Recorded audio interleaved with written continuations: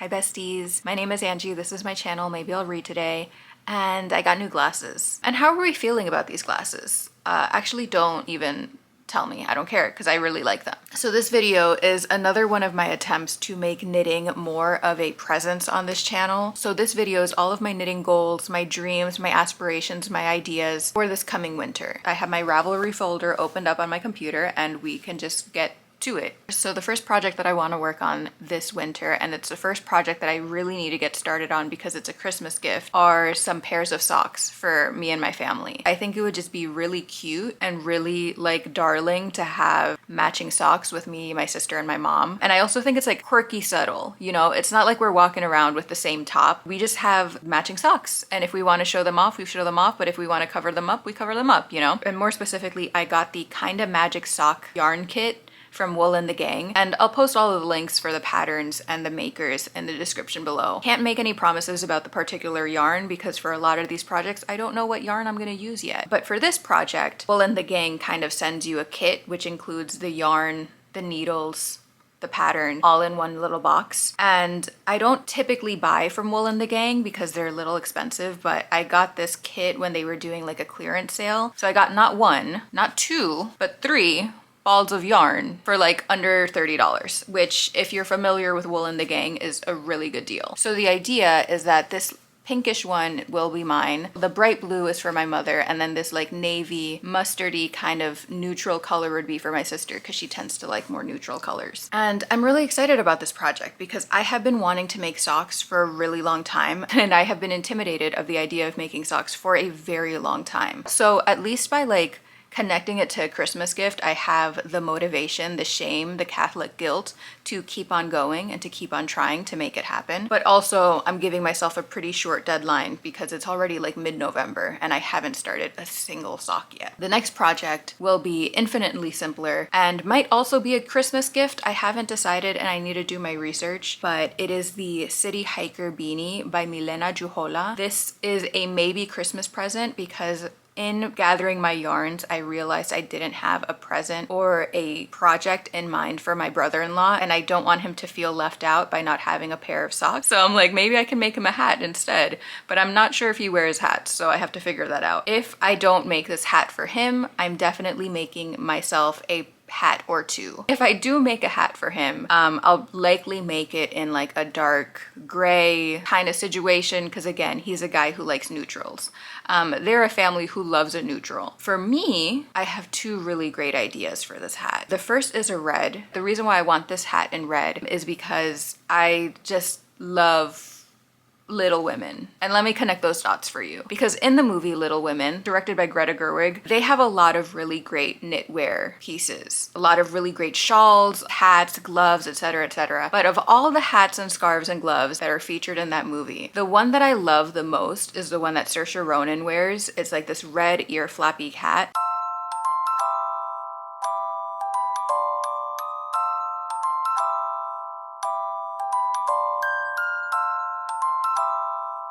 And ever since I saw that movie, I wanted a red ear flappy hat. And I just couldn't find one that like really appealed to me till the City Hiker Beanie. There is something so like modern and cool about this hat. And I think it's because of the folded cuff. It just like adds more texture to an already textured hat. And I love how the ear flappies kind of like peek under the cuff, and that brings me to my next idea regarding this hat because with the ear flappies peeking under, they kind of look like dog ears. And you know who's a dog who likes to wear a hat? Papa Rappa. And so my third idea with this pattern is to make the base of the hat orange and then make the little ear flappies black so I could have like a Papa Rappa Halloween costume on the ready for the rest of my life. Will a lot of people recognize it? No, but it's going to be like one of those like really niche if you know kind of situations, and then we fall in love and we play Papa Rappa for the rest of our lives. So all that to say, I think this pattern is great. I think it's really cool and I can't wait to make it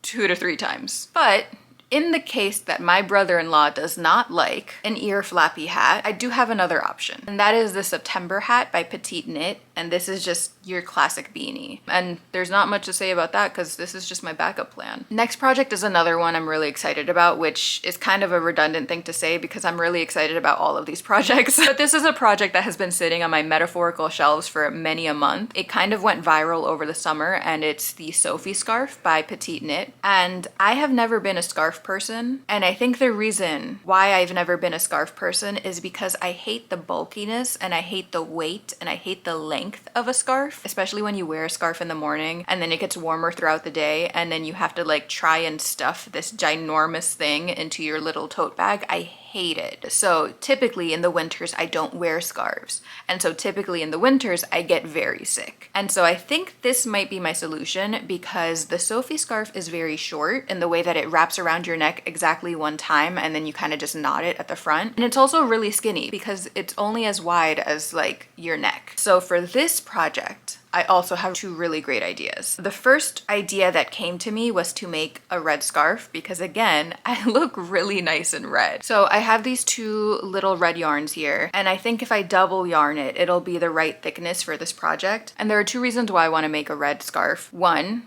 I cannot stress enough how good I look in red. And two, it'll kind of look like I have a slit throat, and I think that's kind of iconic. We're really leaning into like the horror weird girl aesthetic with this, but like I think it'll look kind of like vampiric in a lot of ways. And I think that's just kind of fun, and I think that's just kind of neat. The second color that I want to use is also kind of horror weird girl aesthetic-y because it's this really cute green yarn, and if I make a really skinny short green scarf, when I wear it, I'll be like the girl with the green ribbon, which is also kind of iconic in its own way. And I think that's it as far as accessories go, so we can move on to the garments.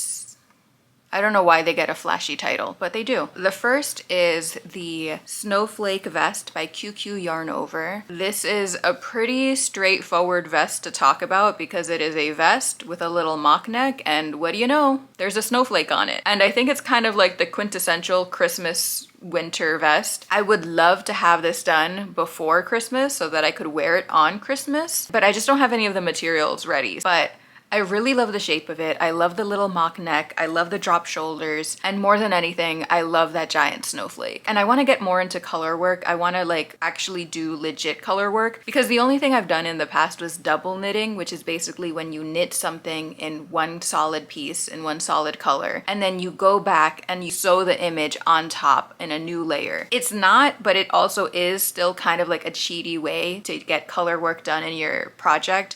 And it's mostly only used if you have like one small image that you want to print, for lack of a better word, onto your piece. Really excited to get into like stranded color work or intarsia color work or any other type of color work where you actually do the image as you are constructing the garment. If you're not a fiber arts girly and none of that makes sense to you, don't even worry about it. Just know that this feels like a good beginner piece for me to try and get into color work. And now that I'm looking at the rest of my list, the rest of our projects have a lot of color work involved because again, this is a skill that I really want to get into. So the next project I want to do is the Oh My Dear sweater by Annalisa Filippi. This is another like quintessential like Christmas winter sweater. I just love the like little Christmas trees. I love the little deer, and unfortunately I also don't have any of the materials ready for this project, so it's also gonna fall on the back burner. But luckily for us, our last project also features color work, but this time I actually have the materials for it, so we can actually get started on it after all of the other Christmas things that I have to do. We are going to be working on the Tarot Card Sweater by Starcross Knits. Starcross Knits, like, I hate to hype one person up over the other. We're all kings and queens in my eyes, but Starcross Knits has some of the best, most like delicate, detailed pieces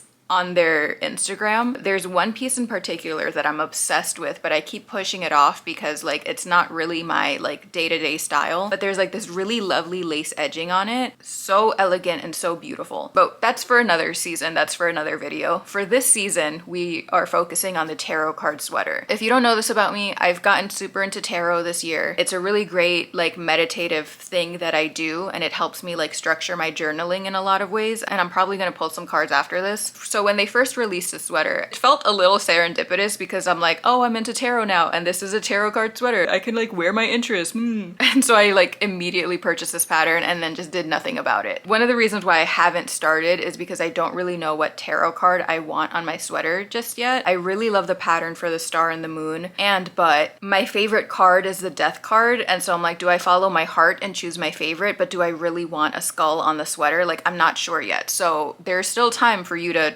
voice your opinion and help me make a decision, and comment below which pattern you like. I'll post them all up here so you can see all of them. I am kind of leaning towards the star just because I think it's the prettiest. I also lied to you because I just realized I don't have one of my patterns open, but I do have one last thing that I want to work on this winter, and that is another vest. That is the Vacation Vest by Park Williams. I've been super into vests lately, but more specifically super into like open vests because I think they're a little easier to like layer on top of different tops, dresses, etc., etc. So I really love the shape of this, and I'm gonna make it red again. And the good thing about this yarn is that it's cotton, so I can make it in the winter and then I can continue wearing it all year, as opposed to like the tarot card sweater or the green scarf that I'm making where I'm using like 100% wool to make those pieces because I want to be warm this season. Do I need to be warm this season? All signs are pointing to no. But, you know, just in case, I'm being prepared and I'm gonna make myself some wool pieces. And so I was gonna start saying my outro, but then I realized I lied to you one last time because this pattern isn't on Ravelry. I just have it in a separate bookmark, but